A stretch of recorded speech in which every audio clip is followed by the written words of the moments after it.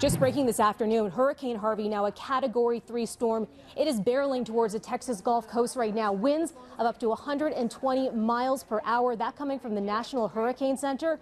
That is 193 kilometers an hour. As it races towards the Texas Gulf Coast, it's poised to be the strongest storm of its kind to hit the U.S. since Katrina.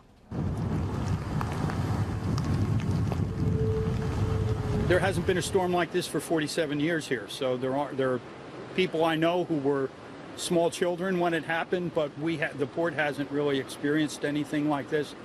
The rain event is the big question mark. We have no idea how long that may go and what has to happen after the storm passes. So the good news is we have a lot of experience in dealing with these issues.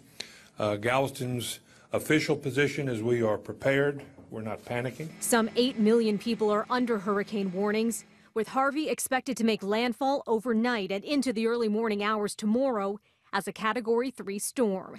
Many taking the alert seriously, evacuating communities across the Texas Gulf Coast.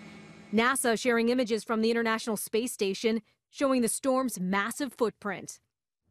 FEMA is warning storm surges can be one of the most dangerous and damaging parts of a hurricane. The Storm Surge Unit at the National Hurricane Center tweeting this: "What does the forecast of a 6 to 12 foot of storm surge flooding from Harvey mean? For reference, the ceiling at our office is 11 feet. They shared this pic. Harvey is poised to be a major test for Donald Trump as the first domestic natural disaster under his watch. The president tweeting today that he's been briefed on the storm by members of his inner circle. The White House Homeland Security advisor saying today that the president is prepared.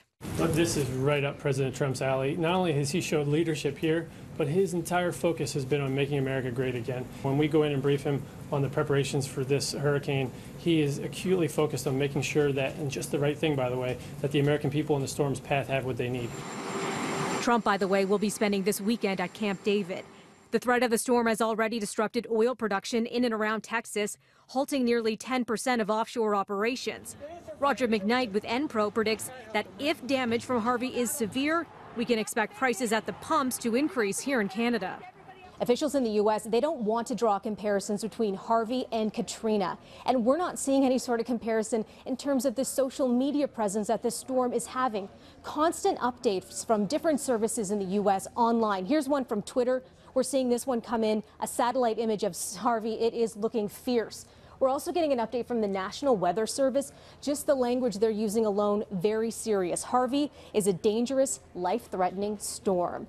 Want to say, too, that price hike that we could see in Canada if damage is severe, it could come our way starting Wednesday.